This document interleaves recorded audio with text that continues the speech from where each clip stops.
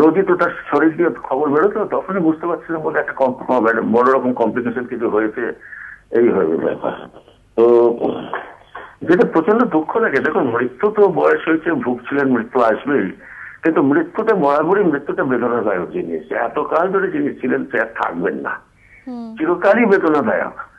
আর তারপর আমার সেই দিনগুলোর কথা মনে পড়ছিল, আজকে তো ধরুন 30-35 বছর একসঙ্গে, আগে দিনের পর দিন একসঙ্গে কাটিয়েছি আমরা গেঁওখালিতে যেতেন, ভোরবেলায় যেতেন, শুটিং করতেন, ইন্দ্রপুর স্টুডিওতে শুটিং করতেন, তারপর শুটিং এর মাঝখানে আলাপ পরিচয় গল্প এসব নিয়েও মানে বেশ দুঃখ, মানে কষ্ট পাচ্ছি কারণ সেই দিনগুলো চোখের সামনে না, এত যদিও 30-35 বছর আগেকার ঘটনা, কিন্তু চোখের সামনে জল জল করে ভেসে উঠছে সব দিনগুলো।